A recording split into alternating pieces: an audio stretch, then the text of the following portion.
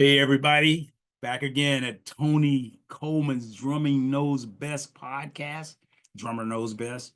And I want you to like, subscribe, and share and make sure we make this thing grow because we got a lot of great people coming on and like we do right now today. And I'm going to introduce him to you. His name is Tony as well. His name is Tony Braunagel. Come on, TB.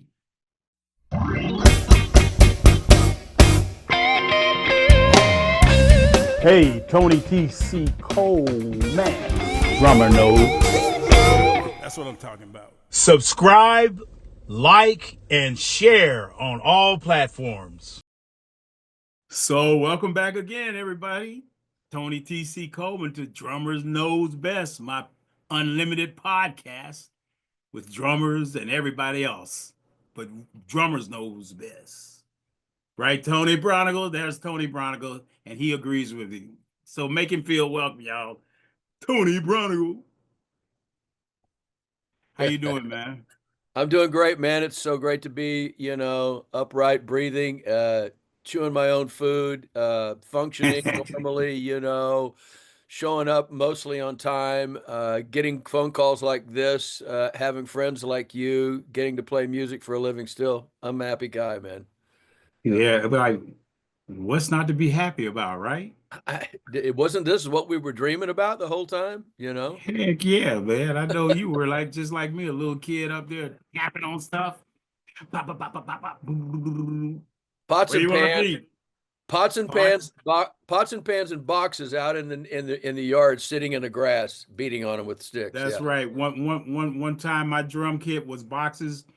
And I remember going home after school and I seen the garbage truck had my drum kit on it, the boxes on the back. I was like, hey, what's up? Sometimes when I think of that, TC, I see these two different things, two different parts of the culture here. I see like homeless guys on the corner with these cans, playing and making music, and Right. eating up. And the other thing I think about is you see these cultural films of tribal people in Africa who are making these instruments out of whatever well, that's what they did. They made instruments out of things that made noise, Of and course. I just love that stuff, man. And I mean, it makes me think, well, wow, I guess I got touched by that when I was a kid. You know what I mean? So to go back Well, to you know, the beginning. drums is the first thing your soul experiences when you're in the fetal stages. That's the first thing you hear is that heartbeat. Doom, Yeah, doom, doom, doom, doom, doom, doom, doom. You hear that? that's That's it. a natural. That's the natural first thing you want to do is move to the rhythm. Exactly. And that's that rhythm of life, I mean, even in the villages and everything, there was always that beat drum going in the village, when life was Right. going on, they had that boom, boom, boom, Yeah. boom kind of thing going on. Like, okay, we're working. Here we are. There are no You lions attacking right now. We're good. Let's all, carry on. and you had a good experience with that growing up because you grew up in Houston, Houston, Texas. Texas. Houston, Texas, man. I never really realized, until much later.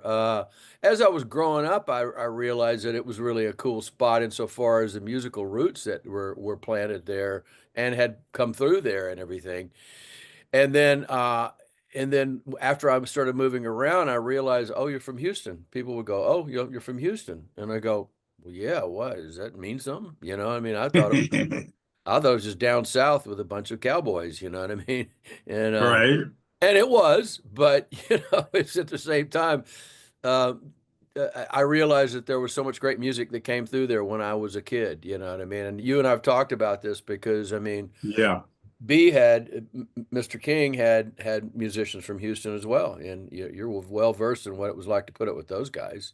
So Heck yeah. And Bobby Blue Bland and Bobby and Little Junior Parker and all the acts that were touring right around at that time especially had bigger bands, they would go down to Houston. They would grab all these sidemen and everything. So I was too young and probably in the wrong upcoming to get to that, but that's okay because I listened to that as a kid and that is exactly. I think I was telling you the other day when we were talking. I said that's probably what always someone always says something. What turned you out?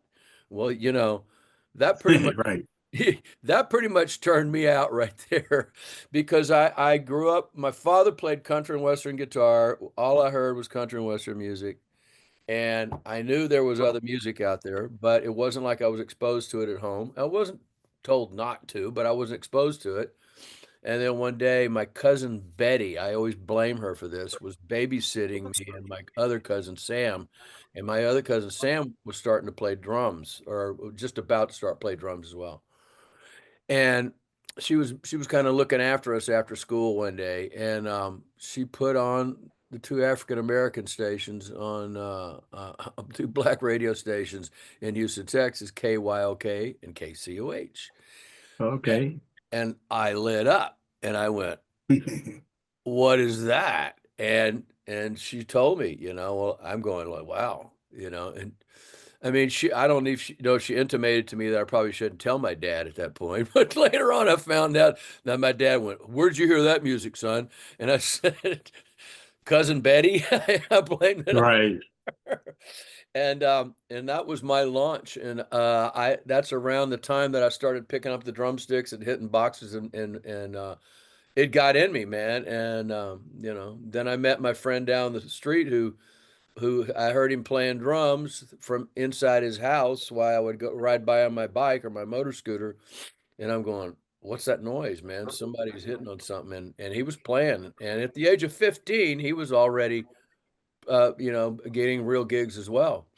And He could play. You could tell he could really play, huh? I could tell. And I started stopping by. We were already friends playing baseball, sandlot, and everything. Did And you know he had a drum kit?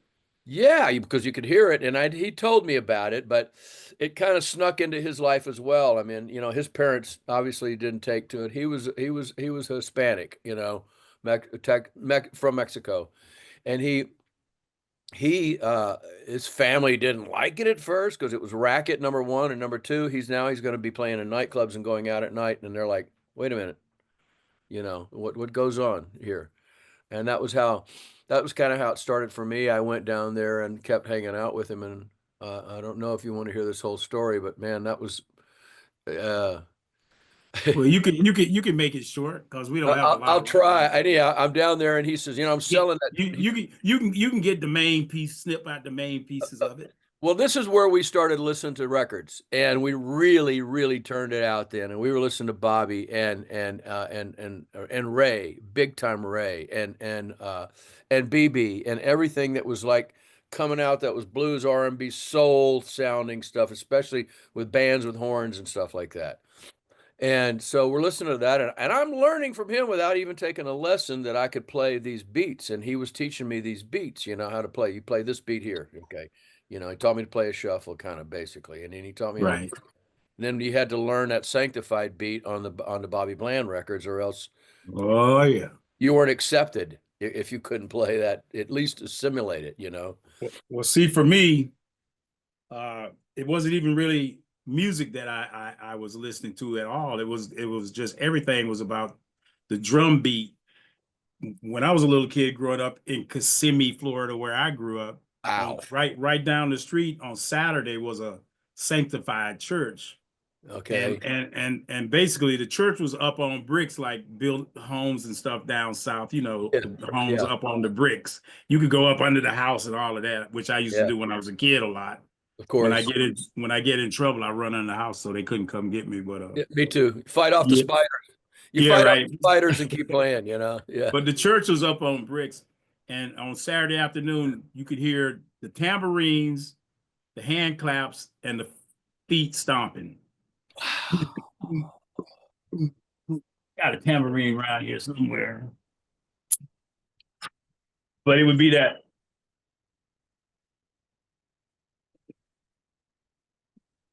And they'd be that foot stomping and that hand clapping and that tambourine. And the preacher had a guitar. So he'd be, and preaching at the same time, "Oh Lord Jesus, oh Lord, Lord." And they get into the sanctified groove. And as a Sure. little kid, I hear that, I'd be like, "Yeah, man, yeah." I just loved it. And anytime I hear any drums, I don't care what kind of music it was, I'm keying on the drummer and the drum beat. Sure. Sure. Yeah, me You too. know. Yeah, and that's I mean, I didn't have that exact sort of but because of what I heard from what my cousin, and now I'm sneaking in and doing the radio, and I'm moving the radio around, and I'm going into the house, and on Saturdays my dad would let me. I wanted to drive really bad at 11, 12 years old, whatever. But my dad would say, all right, Dad, I'll wash the car if you let me back it over from the garage over to where the hose is. Oh, that's all the thrill I wanted was to start it up, put it in reverse, drive over there, and I would wash the car and chamois it and make it look really good, and then I get to drive it back over to the garage, and that was my thrill for the day. So, but when I would do that, this is what happened to me was, the radio had those push buttons on them and you could Right. pull them out and push them. So I'm in there listening to music while I got the doors open. I'm wiping it down and I would take and go to the last two stations on the radio at those KYOK and KCOH. And I pulled out the buttons and I never thought about the consequences of this. And the next day after church, we're going out to grandma's house and my dad would push the buttons while we were driving and listening to his different stations, And he gets over to the last two stations. He goes, and his eyes lit up. He goes, son, what is that? Oh yeah. And so I said, no, he said, who did that on the radio? I said, I did, Dad, And so then he said, well, where did you hear that music from? And I go, cousin Betty. I blamed it on her right away, and he just Well, laughed. for younger people, younger than us, they're probably listening to this conversation go, what are you talking about music? Well, basically what he's saying is we grew up, we were about the same age. It was during the segregation period in America where color was separate and all this, that, and other. So, you had the white Very much. side, the black side, and all this stuff during those times in America when it was taboo to be listening and getting involved with black stuff. That was what those, I think we might have been colored. Black people was considered colored people back in those days. Yeah. But anyway. No, I'm sorry to laugh, but you're right. You're right. No, I mean, that's history. And History. that they don't want to talk about it anymore, which is weird. But anyway, I'm glad we're talking about it. So you got your first drumming gig with a soul type band, was it rock and roll? How did you get into? Because you are like us. You are like us. So you ain't. They not like us. That don't fit you. You be playing blues and stuff just like us. So anyway, so tell me, how did that start and when did that start for you drumming that way? Well, I was down at Willie's house one day, and Willie said, "Hey, man, I'm buying this other drum kit." And I said, "Oh, that's beautiful. It's great, man." And he said, "You want to buy my kit?" And I said, "Wow, I don't have any money. I got a motor scooter, you know." And I said, God, well, how can I come up with this? And how much? He goes, $100 by next Saturday. I went, Woo, that's a lot of money, man. wow, yeah, okay. I said, all right. So I literally rode my motor scooter at that point, rode it over to a lawnmower shop and sold it for $40, $45, and walked 2 miles back to his house and put $45 down on his table and said, Oh, okay. all right, it's mine. I'll pay you the rest by next Saturday. And then the phone rings. This is the funniest part. I'll be sure with it. The phone rings and he picks up the phone and he goes, somebody was calling for a gig, and he says, no, I'm working tonight already. He already had a gig. Willie Ornelas, my best friend I grew up with. I'm working tonight. He said, but do I know any other drummers? And he looks across the table at me, and he looks at me. He goes, puts his hand over. He goes, you want a gig? I swear to God, TC, he was throwing me in the deep end right away. Right. So I said, I gotta ask my mama and my daddy, like a little Right. boy. And so I went down there and I had to go through that beef. It took a while, and then I got back, and my dad just finally said, all right, go ahead. But my dad said, it's in a nightclub. I don't want you going to nightclubs and blah, blah, blah. He said, don't take any funny cigarettes and don't talk to any women, Don't talk to any women. Oh, Yeah, okay. right. I said, Dad, I'm 15. Give me a break. So I got picked up. It was a funny situation where the guy in the front seat, the bass player in the front seat, and when they both realized it was my very, very first gig, the guy in the front seat, the bass player, turned around and with a glass eye, and he goes like, he said, They said, "Is this your first gig?" I said, "Yeah, it's my first gig." And the guy turns around with a black glass eye like this and looks at me really ugly and goes, "No shit." And I was like in an arm. And I went, "Oh my God." And I got to the gig. I played the gig. I got through it. They asked me back the next weekend, and I played with them again. I was making $12, $15 a night. Back then, it was a lot of money. I got most of the money within the week. I paid Willie $100. And next thing you know, I'm going, now I got to struggle to make good grades in school because right now I want to play. I'm Right. out every night playing, you know. And You weren't a school drummer in school. You didn't play in the marching band and all of that I stuff. did the next year. I did the next year. My junior year after I quit playing sports on my sophomore year because I was too small for football. I went out and played and the guys were just monster and I just couldn't keep up with it. And I went and played baseball and it got political with the coach and some fathers and you know how it is when you're in school. And I just went, I'm not doing this. And I went, and focused more on playing drums and started playing drums. And I was playing in nightclubs by my junior year, and senior year and everything. So, but I took And your first drum kit was I bet it was a Rogers kit. it was Kent, Kent. Kent, Kent, which was like from Sears. Yes, exactly. Sears and Roebuck. Exactly. I had one of those kits. Did you really? It's great. Uh-huh. Yeah. Uh, So you're playing in the band now. Now you're big time drummer guy. You're making money you playing on the weekends and stuff, and you're getting the girls and all of that stuff.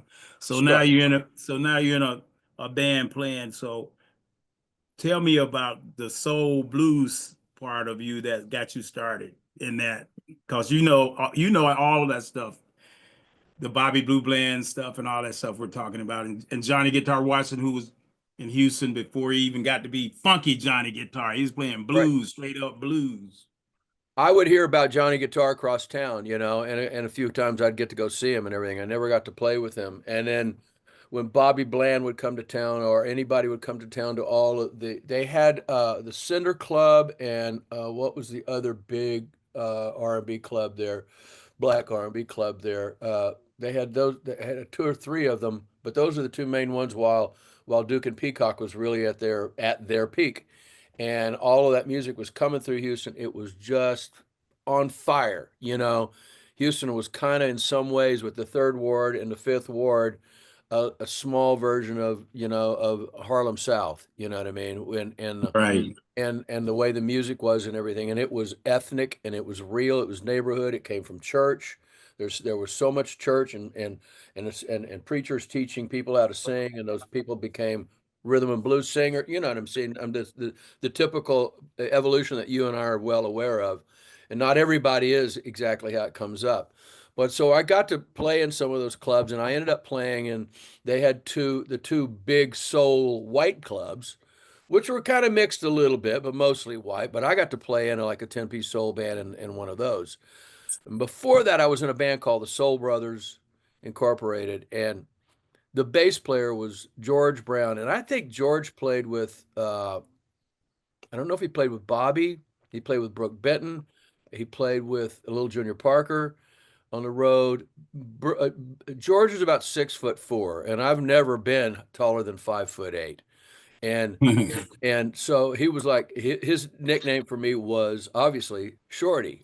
So Right. so when I'm playing with him, we would be playing and he would coach me, you know. And this is when I really learned that how incredibly important that the pocket and the feel was. And it didn't matter how many fills I played. And I was trying to play fills, but he would look at me like, don't do that. Stay right. Right. Yeah, And man. I'd look at him, man, and we would nod together. And he taught me that whole histrionic about where the groove was. And he'd just stay right here with me, Shorty. Just stay right here, but holding on, playing his bass. Just stay right here, Shorty. And that was, I swear to God, that man changed my life. And God bless you, George. I know you're gone. And I made him laugh a lot because I was a silly kid, and I Right. laugh as much as I possibly could. I'd make him just fall out laughing, And he will, yo, you're so funny, Tony. Come on, stop it. Don't do that. My belly hurting, man. You know, Right. but he loved me to death. And he actually protected me one day from somebody who was threatening my life in a nightclub. Yeah. Yeah. Wait a minute. Wait, time out. Long I don't story, even but know why. George said, I don't don't you even know worry. why I made a face, because in those circles in that circuit, a lot of gun and knife play. Everybody had something in the glove compartment. You know what I mean? I mean, George had a gun in his glove compartment. I didn't. I did carry a gun for a minute when I was working on a really bad side of town because I mean, it's gun toting. It's Houston, you know what I mean? And I carried a gun for a little while in the car, and I thought, I don't like this. I'm taking it out. So I changed it into a billy club. And I thought, if somebody's going to mess with me and break the window and pull me out of the car, I'm going to have something in my hand. You know what I mean? So, Well, when I was coming up drumming, if you messed up on the stage, that's when you get threatened. Every musician be like, "You do that again? Do that one more time. I got something for you." wasn't that the story you were telling me the other day when they were playing with a gun and everything? They were like talking about, was it you who's telling me that? And they were threatening, go, if you don't get this right here, we're gonna, you know. I No, it was very intense. They were deliberately, like they say, scared me straight, drumming wise. right. The play in the groove and be committed to it and be serious about it, and not on stage looking at the pretty girls and stuff, and half ass getting into the groove, trying to do little feels and stuff. Uh, And then one day, that's what happened. I was telling Herman Matthews that story, and Herman was like, who's younger than us, a little bit younger than us. He was like, "What kind of bands did you play? They pulled guns out?" I was like, "Herman, man, that's the blues world, man."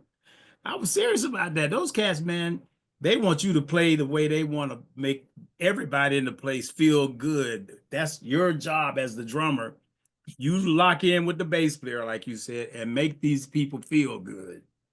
yeah, exactly. And I mean, Herman came up in the same town as me, but he came up a little bit differently where he went through into the HSVPA. He went to the High School for Performing Arts and Science or whatever. Right, right. And I came up in the clubs, and man, I've got gritty stories. I saw guns come out and people get shot, more than once Yeah. in a nightclub. Well, And let's focus on the drums, because yeah. people gonna get nervous and think we some gangster blues Well, guys. we are a couple of gangsters, aren't we? Anyhow, anyhow, what I was going to say, the whole guidance that I got from George led me on to getting other gigs and bigger gigs in town to where there was like sort of semi-prestigious gigs of playing rhythm and blues with people.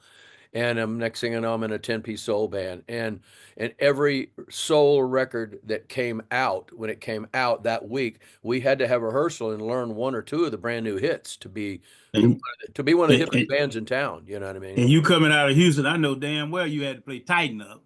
Oh God. Actually, we did a concert where we had TSU Tornadoes and who else was on it? And Tighten Up Boy, what's his name? Oh, Archie Bell. Archie Bell, right there from over by Third Ward. Off of, yeah, he was close by, and he was up there with his band dancing. I remember seeing him. That was right after he had the hit. And it was so funny watching them do that show right there live. But yeah, it was during that period, and there was some great stuff going on, and I just get focus on the music. The music just got into my veins, and I to this day, if you play Two Steps from the Blues, that album, or Here's the Man, that album, or Ray Charles from that period, I'm just going to sit down because I am basically, going to make the sign of the cross. I am in church. You know what I mean? That is it for Oh me. yeah, for sure. I mean, and it still is. It's amazing how the effect that it has because I was pulling up some stuff last night driving, and I pull up that the other church became Stacks for me because of Al Jackson Jr. and the way he played, and I wanted Oh yeah. I wanted to play like that. You know what I mean? And see, when it comes to blues drumming, everybody didn't have to play shuffles, but you still had to have that feeling. And like Al Jackson, he was the one that made Albert King funky because Yeah, he everybody was basically playing shuffles and backbeats, but he was also playing shuffle funky with funkiness and get on that hi-hat like those yeah, 16s and but Albert King was a blues man that he understood that, man, I gotta, take this thing to the next level. So when he used the Stax rhythm section with Al Jackson as a producer, and drummers make some of the best producers. I would say I'm talking to one of the great producers and drummer producer, and because we know that we got to make sure everybody is in the pocket and yes. playing together.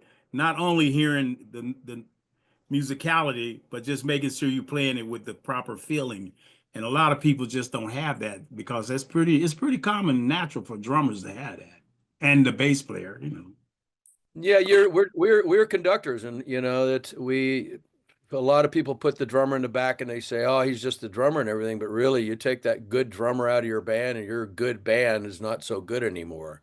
It's like you put a really, really great drummer in an okay band, and they're going to sound good, but you do the opposite, and it's gonna go away. I've witnessed it. You witness it live all the time when you see somebody who's okay, he's a good drummer, but he's a good drummer. He's not a great drummer. Whereas if we're basically directing what's going on, and you and I know that when we get in the studio, we're not telling people what to play. We're basically once again directing them in a direction over here that keeps you from going in the corner and makes you go down the hallway and make all the music work, and lift, Yeah, you know.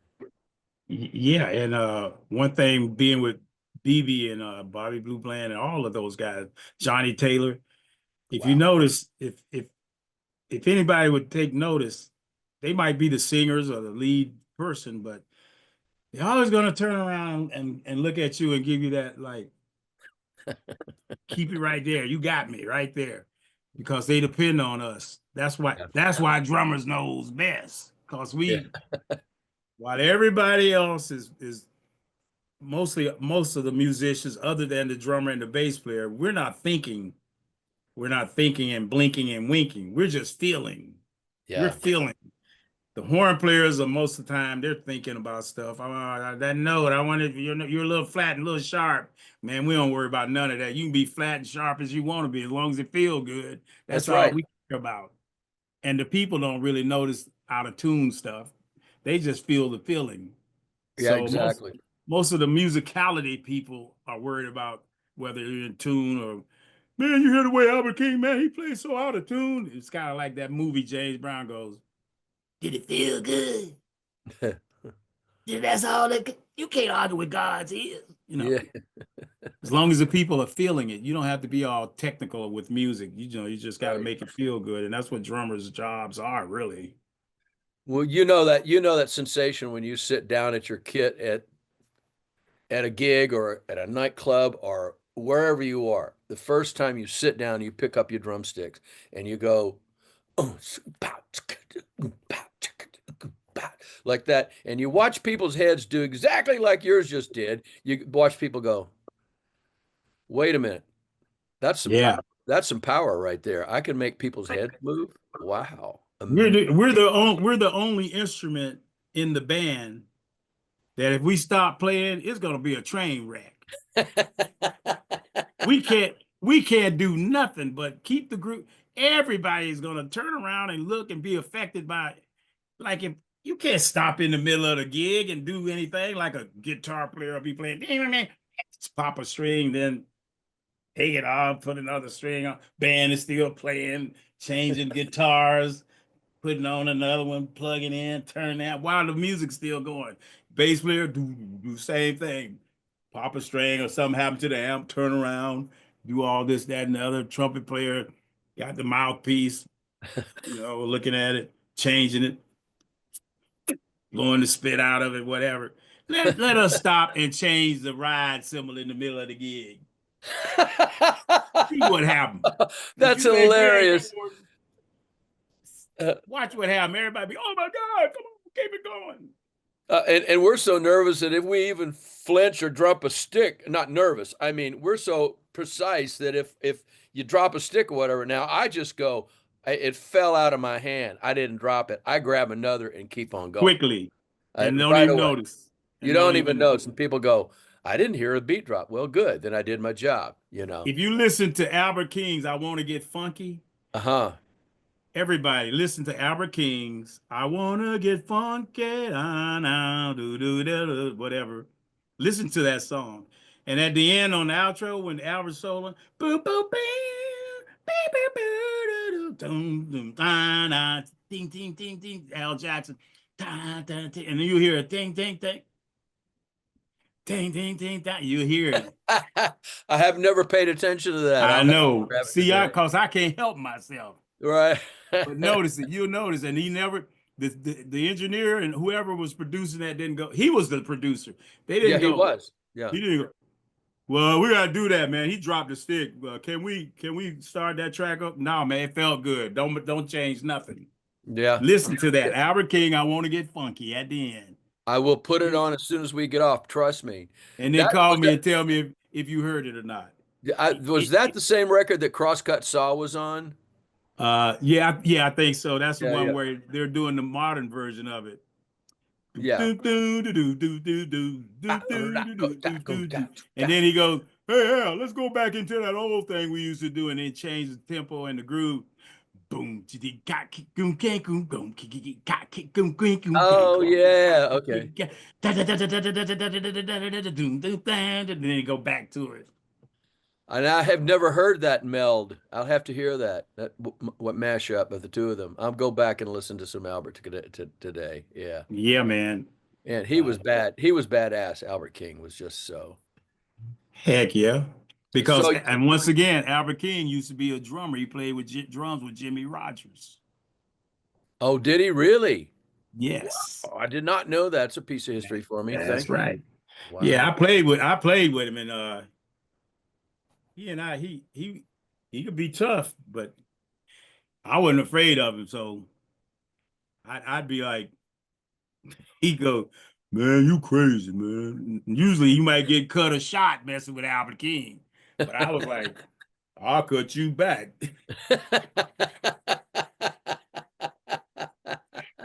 Albert King would say to me, "Hey, don't play like you playing with BB. I ain't BB and I ain't Bobby. I'm Albert, and do you know A come before B?" So, when you was out there with us with Robert Cray band for a while, and you played with Robert, I noticed you basically had the same setup you had with Robert as you do with Taj, right? Yeah, yeah. I've always had that sort of three toms and kick and snare. And with Robert, I don't know if I had a timbali because we weren't playing any West Indian type stuff. And with Taj, I keep a timbali over on the side so that when we go to Yeah. do reggae or a calypso thing that he does, I've got something that can get a little bit of that flavor out of. Yeah, you know. But with Taj, I can mix it up more. He likes it mixed up Yeah. a bit. With And so with Bonnie Raitt also you had that set up. yeah, I had to do that because she had some reggae, a couple of reggae type grooves as well that I had to play with her, and so I kept the two small timbalitas over here. Uh, with Ty, and they're all three completely different, as you well know. Just like you were saying, how Albert's different from BB's, from Johnny Taylor, from everybody you played with, and all these major influences we've had, and with Bonnie, it was a song. Well, they're all song things, but with Bonnie, she wanted them to sit and feel a certain way with her guitar playing and her singing.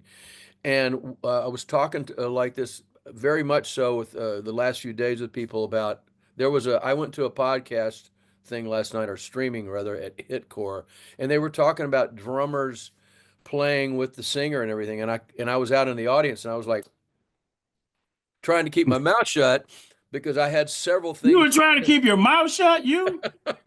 I had several things to say to comment, but I just went, all right, okay. And most of their comments were good and they were smart and they were hip and they were on the mark and everything. But everybody you play with is slightly different. And Bonnie had this thing where she wanted to sit a certain way with her vocal. I get it. especially a female vocal, things sit a little differently. Robert wanted things. Well, I don't know now, Tony. You can't say female vocal because just say that female vocalist. But Coco Taylor will blow them, and Etta James will blow the monitors out. I played with Etta. I know what you're saying, and I I was on know. stage with Coco, and And I Ed Coco, totally agree. yeah. Yeah, So, and they're all different. I mean, I worked with yeah, everything yeah. from from Etta James, Bonnie Raitt to Ricky Lee. Etta would make the monitor board clip. Man, my short time with Etta was just magic because I just got asked, hey, what are you doing next Monday night? And it was at a local jazz club here in LA. And next thing you know, I'm on stage playing with Etta James, and I was like, pinch me, because That was my that that was was one. my big sister. She called me cornbread. She Cornbread. did. Come here, cornbread. Don't talk to Jim Pugh about me and Ella. Don't let Jim Pugh. He just called about 2 minutes ago. Tell him no be called. Tell him did you tell him we're doing a podcast with me? No. Text him right now and tell him don't mess with you because two Tonys, TNT talking right now. He's probably gonna get jealous. And don't get jealous, Jim Pugh. I'll text him later. I'll tell him. I'll tell him. Yeah, but the reason I was asking about your setup is because a lot of times people will look at my setup, and my main setup is two snares. I used to have one of the snares was a timbale, where the timbale would go, and I have three toms and two floor toms, and I have a double pedal on my kick. You know my setup, and I got the Sure. ride, crash, crash, crash, and crash, crash, crash. Different cymbals. They have different sounds, and then of course, people will be having an opinion about that. Like, why is a blues drummer got so many drums? What you don't understand is we don't play them all at the same time. Each one we have a different tone and different effect we can get out of a big kit. So just because you got a big kit don't mean you're supposed to play everything on the damn kit. No, no. And but whereas if you got just a four-piece kit, now if I want a timbale, a different low end or high end on the tom, I can't get it. And then if I want to have a lighter sound ride or a heavier crash, I need all of the different elements to give me, what I need in case I need it. I'm Not with you. just I'm with you 100% because all of those things you're talking about to me lend toward affecting or supporting the melody of the music, yeah. and the type of singer, the type of player, whether it's a guitar player or just a singer or whatever. All of those things are necessary tools for me. And I don't have to have a ton of them, but I have to have enough that I have an array of a cymbal sound Yeah. too. I got to be able to go there with a cymbal or there with a cymbal, or I got to go there hard with a cymbal. And then same with drums. I want to be able to go when someone's singing a certain way. I want to have the drums have the right tone for the voice. I'm very sensitive to that. I can't help it. Of course. I don't. And you just said another song that these younger cats could go check out Bobby Blue Blend. You say two steps from the blues. It's like when you gotta have when the horns are doing a certain chord, you can hear that chord or that flavor, that blend. They're like blah blah blah da da da blah da da da boom blah, da, da, da, da. Now I got the drums and I can go boom, blang, blang, blang. I know where I'm going to go with it to get that sound to match. So that's what Yeah. it's all about. Not just to have stuff just to be looking cool. Look at that kid, man, it's so cool. Man, he got too many damn drums. You don't Yeah. know. Right. You got to be a I'm musical drummer. You can't just be beating. You got to be musical. I never got to the point, even in youth, of trying to have too many things. I mean, there was a minute there where I kind of thought, man, it'd be cool if I had a couple more cymbals or whatever. And I did try two floor toms for a little while, but basically, I always went back to whatever my hands almost blindfolded go to this setup to the melodies that I know they're in my head, and my hands kind of know already to go to those drums for certain things. And I got to hear that note, and I got to hear those things. And the other really important point is that when you're bringing up that song, Two Steps from the Blues, and the way that thing starts out with that big old beautiful symphonic beginning. Yeah. Da da da da da da da, and those horn players are not metronomically perfect, and it doesn't matter because it's all Nah. big, huge breaths, and you've got to Woo. stand right underneath that and make sure that they're supported every time when that backbeat needs to be there, and let them have all the space they need. You know, See, when you know, just hearing you say, and they're not really tight, or everything don't always have to be tight and perfect. Who's playing music that feels good perfectly? right, Perfect. right. That's like when I see perfect, I get nervous. I like hearing something to let I like me now. This is just me. I like to hear something that goes, uh-oh, hey, a little mistake.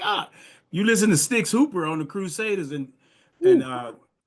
Styx Hooper was playing, and I hear him make a turnaround like on "Then There Was the Blues, Babe," and then there was, but you'll hear him make a turnaround, do do do, and you hear the sticks go click, do do do do do, same thing. Oh, I heard the sticks click, kept the track though. Yeah. Why does everything have to be perfect? People ain't paying attention to none of that. So us drummers, let us be drummers, man. Let us be real. Don't make us into machines. That's correct.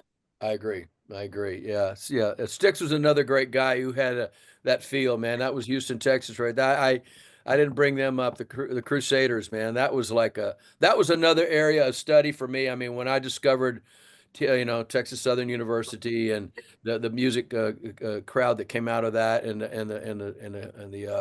the Crusaders and Joe Sample, I was like, oh my God, this is Houston, Texas, and it's my favorite stuff. You know what I mean?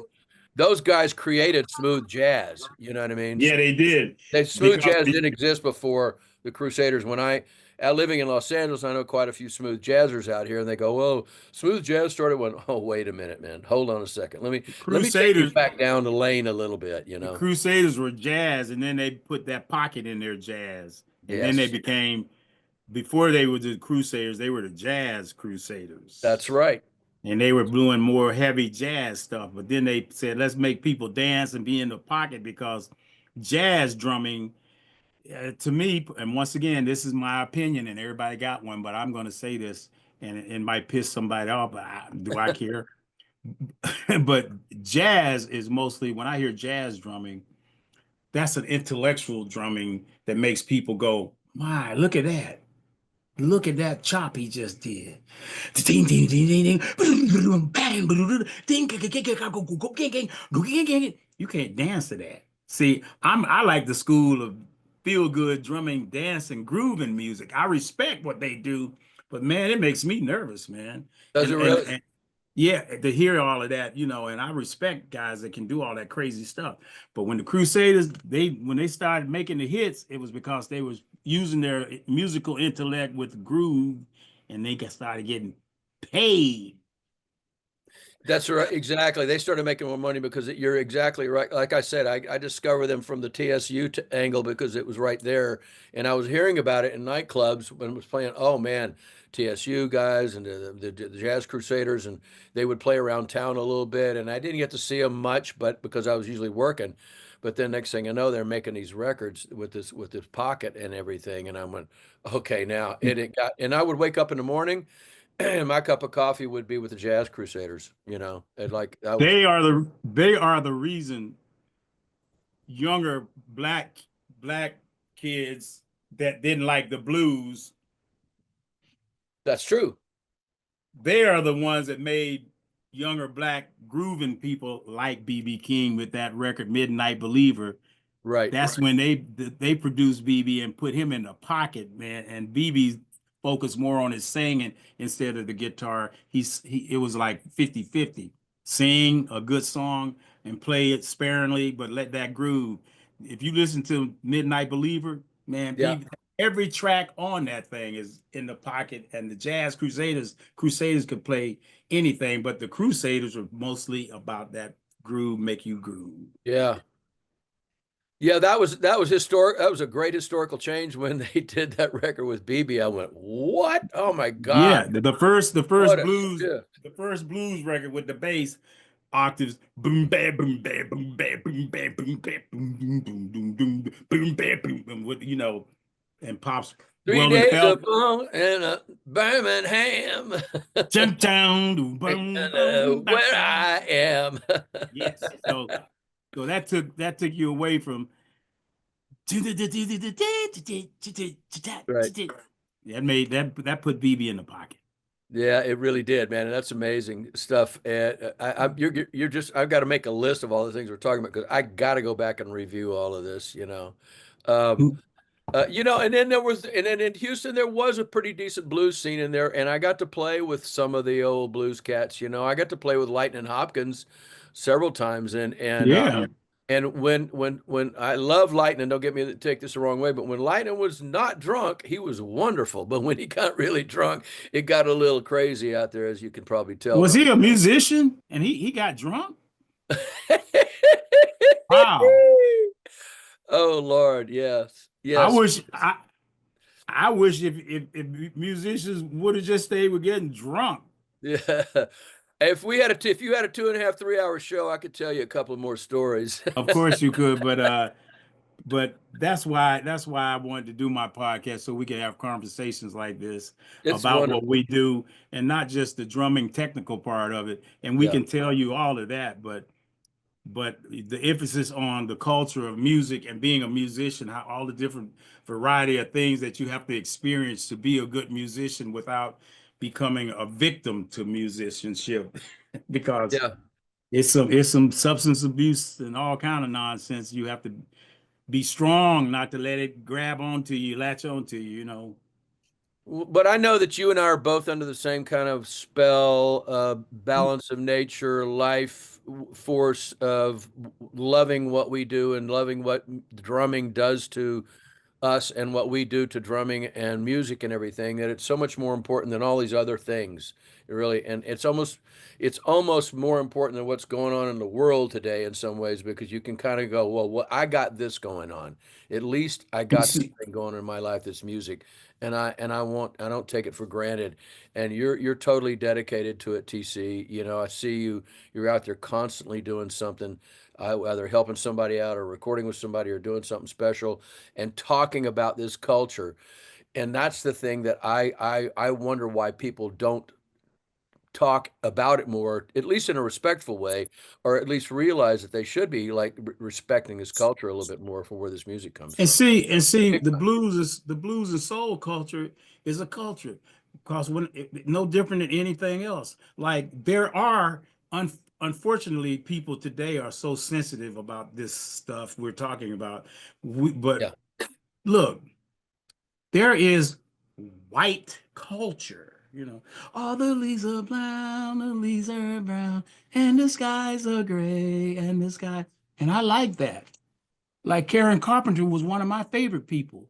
yeah, A white girl playing drums and singing before she was singing without playing drums. right. When I heard Karen Carpenter sing and played the hell out of drums, she was people were pissed off at the fact that she was a girl playing drums, you know. So and the country music, you know, like we're talking about country music and stuff. I played with Jamie Johnson, and Jamie Johnson, man, got me in the band, and I I didn't know anything about playing in a country band. I mean, I took for granted that it's so much to learn playing country. Then I got in a reggae band, and the guy told me, "Drummy, you're great, but you're reggae suck bad, Drummy." So I had to learn how to play reggae. I had to go around that culture. To play rock or play heavy metal, you got to learn what that's all about. There's a Correct. trick and a key to doing it the proper way. You know, Right. you gotta. So all of those different variations of drumming are important. And but the basic part of being a drummer is keeping time and keeping the band Sure. locked in to the groove. And I find today that a lot of drummers today all about that chops, man. Them chops. Chop, chop, chop. Them chops. You know, it's like, that's good, you got chops. But can you just unchop your ass for 5 minutes and groove? Just can you just show me you can do it? Yeah, I agree. I So agree. Yeah. you're getting Yeah. away from the basics of what drumming is supposed to be about. You can do all of that stuff. You can do everything. But man, you got to remember Yeah. your job as the drummer is to just sit back and lock everybody in and be the one to hold them all together. Yeah, exactly. Exactly. That's our job, man. You know, BB said, Tony Coleman, when you say something, say in my opinion. So, in my opinion. that's a very good way of putting it to be still be, fair to everybody and get somebody's attention and, not be like too dominant or anything. Like, it's my opinion, you know what I mean? It's But sometimes you need to be dominant because it's a fact. yeah, Sometimes you have to be dominant because you're getting away from the whole process of why people like drummers. Before all of this stuff we want to live in modern times, modern technology, that's great. But the reason that a lot of emphasis is put on programming drums is because you can't sit down and play a groove without being bored. right. So they say, you know what? I'm tired of trying to deal with this knucklehead. Let's just program it. Now you locked in. You got to play with that. You supposed to be the one making people lock in. It's not supposed to be the opposite. Now that's like having a training wheels on your bike. You still got training wheels on it. Yeah. Isn't it, In isn't my it? in my opinion. Well, I know, in my opinion, yesterday I was pulling up some old music, and when I heard about Angie Stone passing away, I had, Yeah, God bless her God soul. bless her, man. She was Beautiful woman, beautiful artist. She was beautiful artist and a beautiful woman in so many ways, and everything that she exposed at her age and at the time of where music was at that point, it just to me brought back out all the stuff that you and I grew up with that I thought, oh man, it's coming back out again, and people are going to get Yeah. really pure, really pure. And I was listening to her, and then a couple other things that were related to it just popped up, and then I heard these grooves, and I went, "It's not a machine; it's somebody really playing that good." And I was like, "Damn, this is so good, man! The magic in that." And I got goosebumps listening to it, man. And I immediately went over to my drum, Man, put the headphones on, and I had to play along with it, man. I had a musician say to me, because you see me posing with famous musicians a lot, taking photos and cell phone selfies with famous musicians that we work with, Yes, and the ones that we don't work with. right. And this guy says to me, "Yeah, Tony Coleman," in a nasty way. Yeah, he's starstruck. He said, look at him, he's starstruck. Hey, yeah, I am. I'm starstruck Okay. because I strike stars. I appreciate famous people who are famous for their talent because it inspires me. And I'll approach anybody. If I see a little kid, when we do something called Woodstick with all these older people and little kids playing drums, that excites me. Just talking about drummers or meeting musicians who do this, the attitude is to be able to just be normal and I'm not impressed about your star status, but I get excited about musicians. That's where I come from, because I grew up a poor black child, as Steve Martin say on the jerk. I was born a poor black child. But when I see someone get successful playing music and got an attitude, I just want to smack the spit out of them. Spit Right. out of them. I said spit. Yeah. That's close enough. We know what you meant. Uh, because because it's an honor and a pleasure to be able to still play music and feel happy like we feel right. about it. That's what I was saying a while ago. Just to wake up every day and still have that thrill to know that I am still a part of something that's playing the music that I wanted to play when I started out as a punk ass little kid in Houston, Texas, man. I still have some of that in me, you know what I mean? And maybe that's what keeps me young, and I have to stay in it.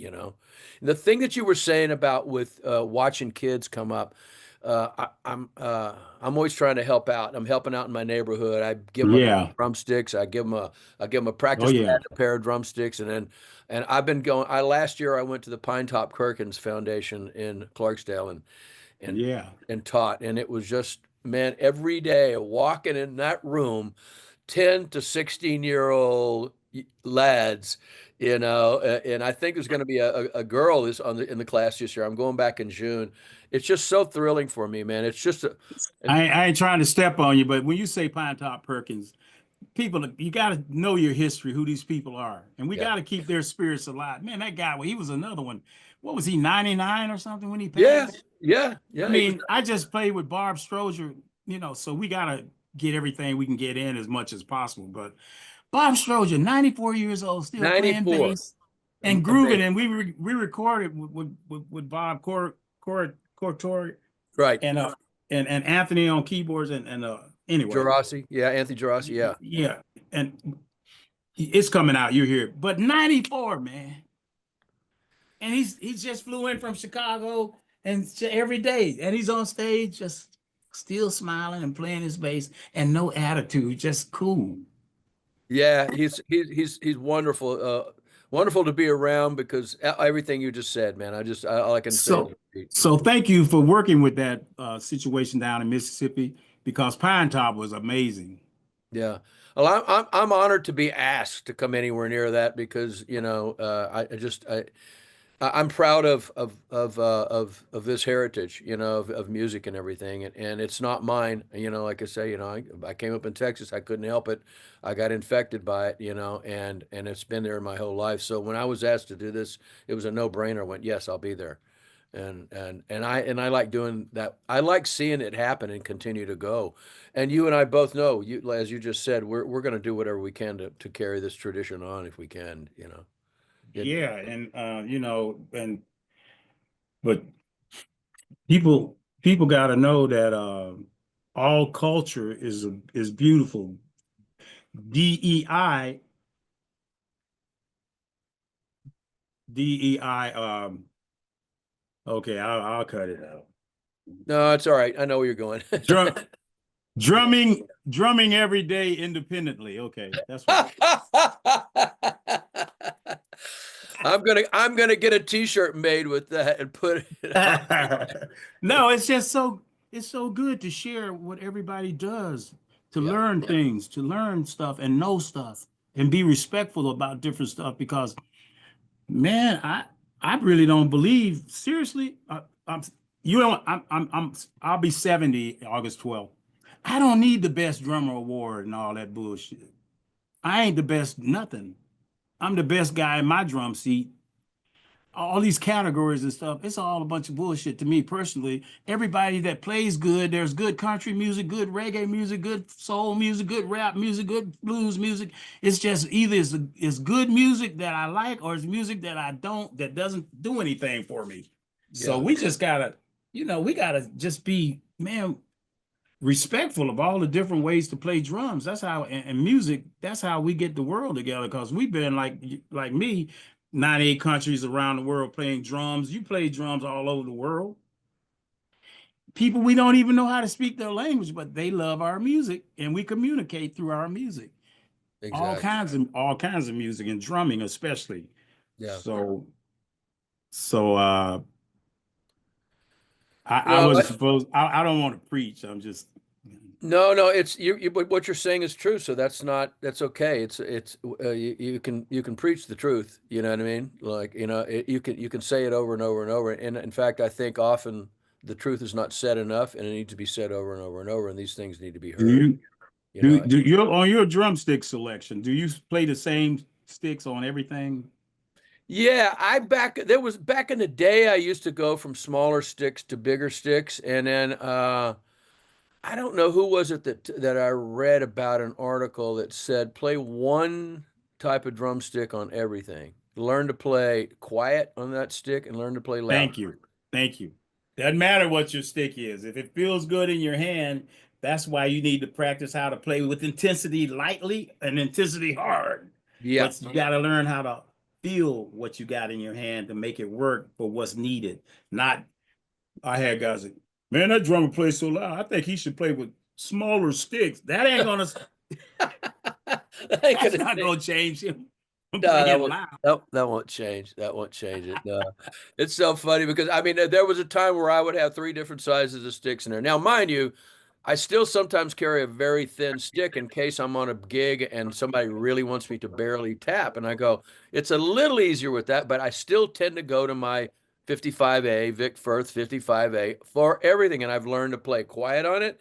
And then I turn them around and I use You the butt end playing on Vic one Firth? side. Huh? Play Vic Firth? Yeah, Vic Firth for 5A?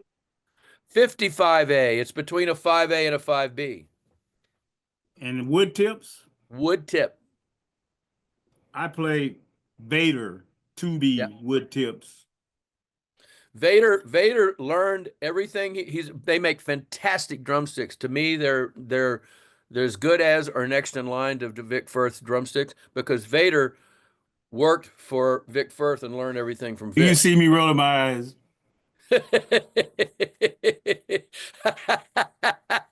Why?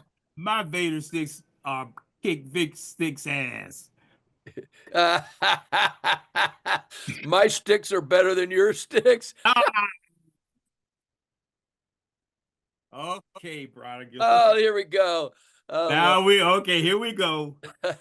My sticks are bigger than yours. well.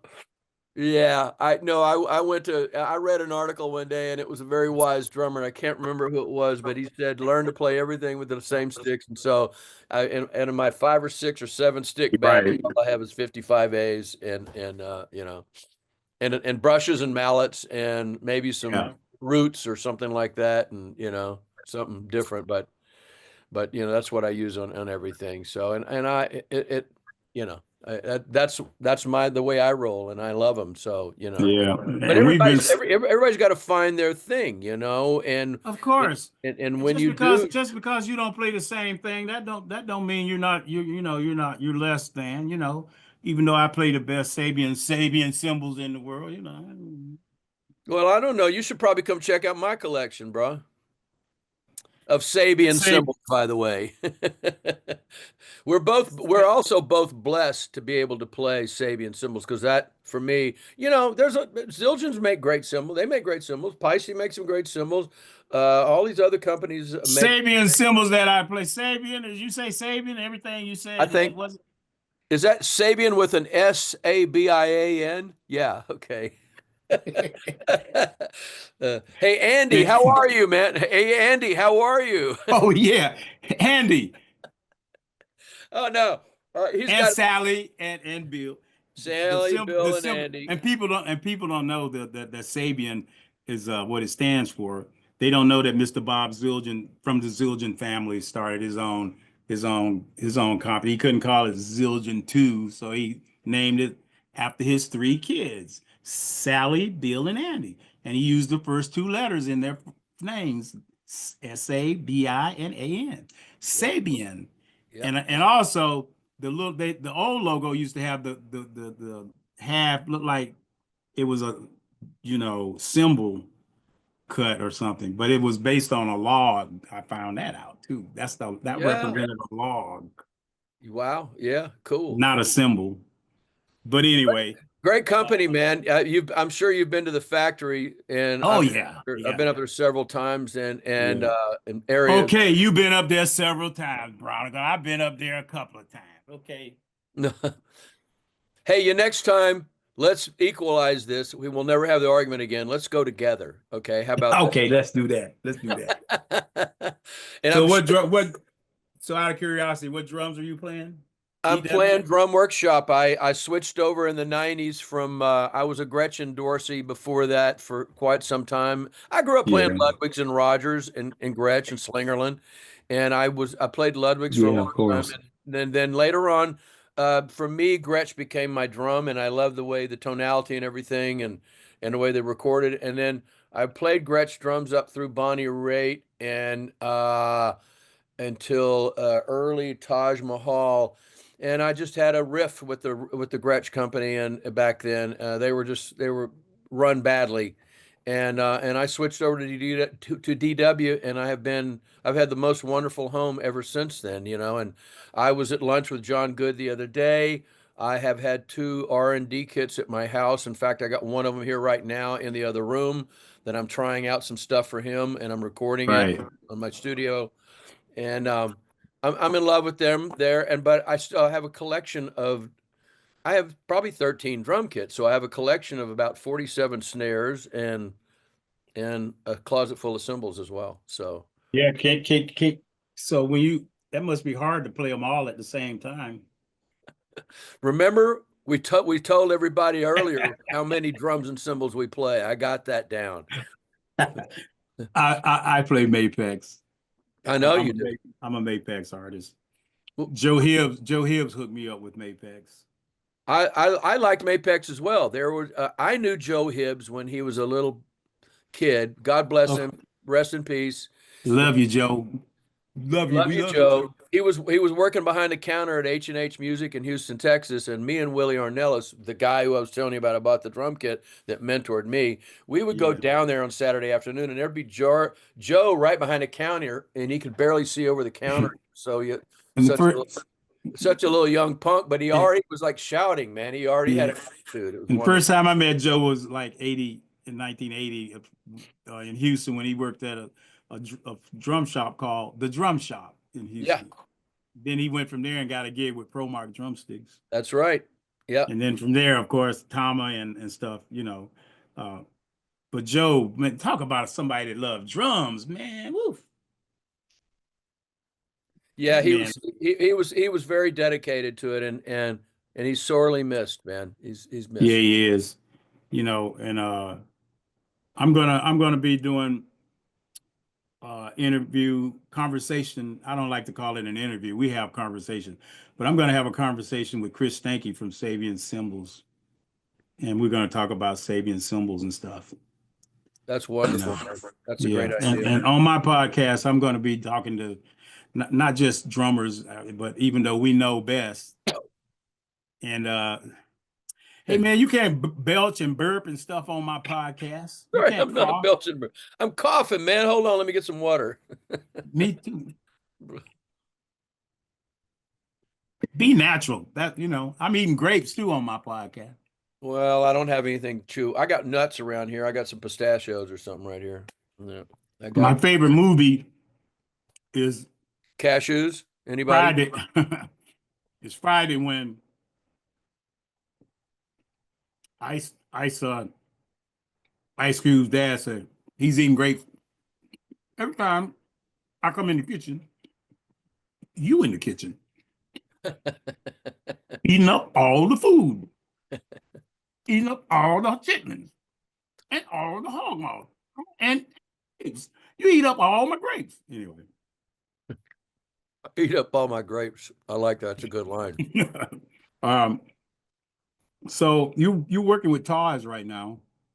We I'm doing a show at Jazz Fest with the Taj in April, and then we're going to go play Antone's a couple of days later. They're putting together some stuff later in the summer and the fall. We'll go back out again on the Blues Cruise again next January. Right around this time next year, in 2026, we have a record coming out that's a studio record that we did with the Phantom Blues Band, and Right. I produced with the bass player buddy, my Larry Fulcher, and I produced it together. We had a lot of great people on it. Great bass player, Larry. Yeah, great bass player Larry Fulcher. One of these. Phantom, y'all a great band. That's a good band. So we got that happening, and I've got through 26 going The on. drummer kind of sucks, but the band's great. Well, I guess they couldn't get anybody better. So yeah,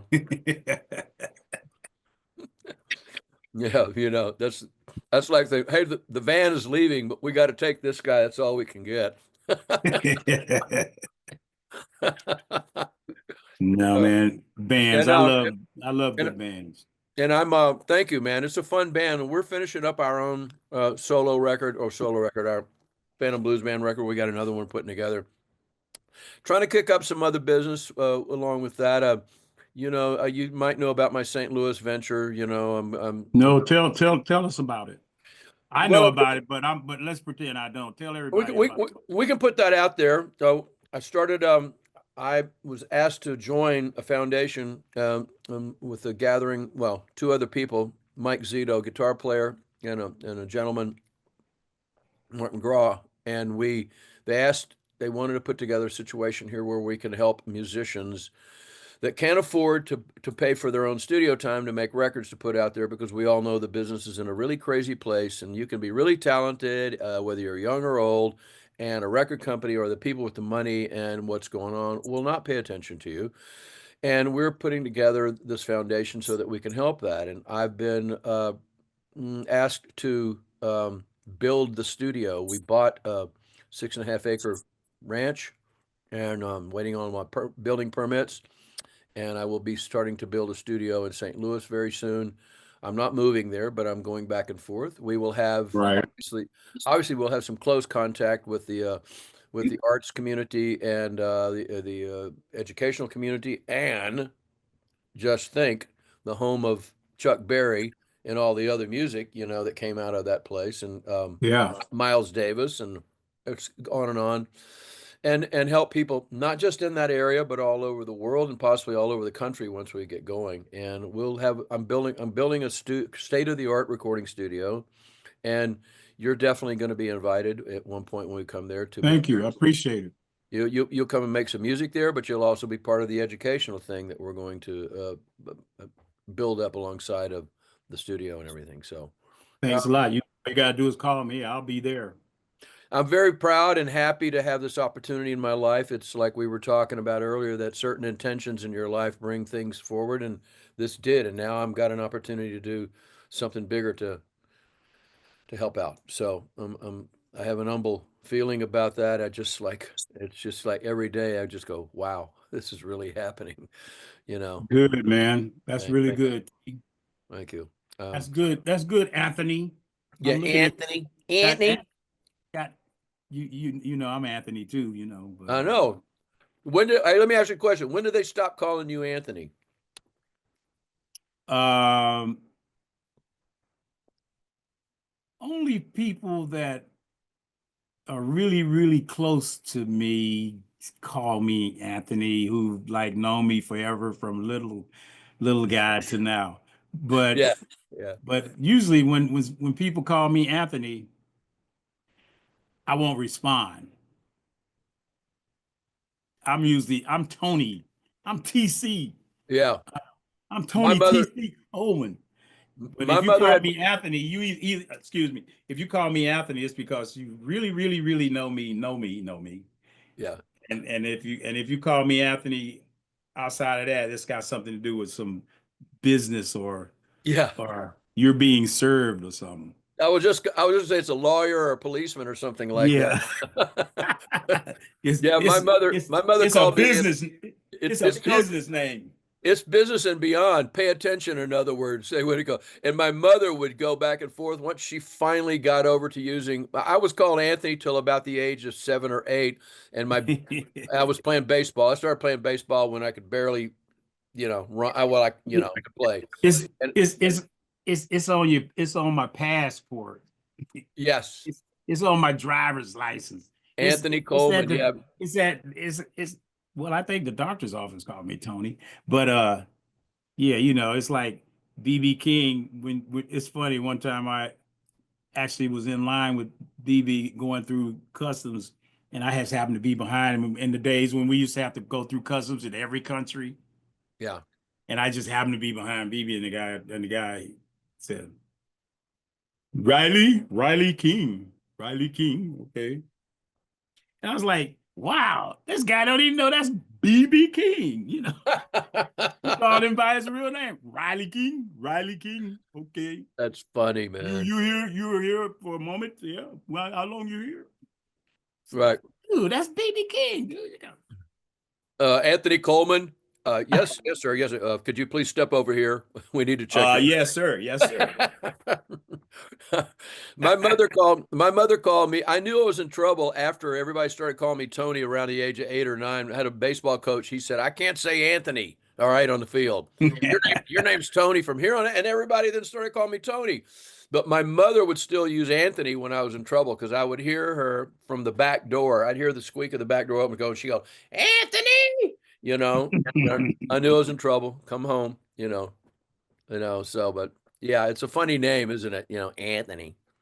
Well, look, man, I think we've talked about an hour or so, but I'm trying to keep keep the time not too long, but I love you, man. Thank you for being on my podcast, and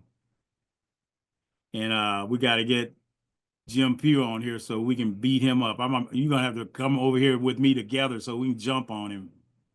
Well, we can do this, and we can have 3 or 4 cameras going on here, but it might get a little bit rowdy. We might need Mark to be a referee or something. Somebody. But hey, TC, man, listen. I love you, and we've already, we established a great friendship from the moment one, and we've kept it going all of this time, and, Yeah. and we love and trust each other, and we support each other, and I love what you're doing out there, and I really appreciate you doing this and getting people to talk about the music and that that I fell in love with, and yeah, man. So thank you very much. So Thank you. So I'll see you. I'll call you any day. I'll call you and bug you. But I gotta ask you, how's your golf game? Oh, forget about it. You ain't got to lie to me. You can't play golf. No, I'm not lying. I'm not lying. I'll par one hole, and then I double bogey the next hole, and then I par a hole, and then I bogey, and then I two triple bogeys, and then I can't stay consistent like I used to. Where's my harmonica? God dang it, when I need it. Hey man, you don't need to play the blues for my golf game. That's all right. I gotta get Rick Aston up here too. Yeah. All right, T. God bless you. God bless you. Love you, bro. I love you.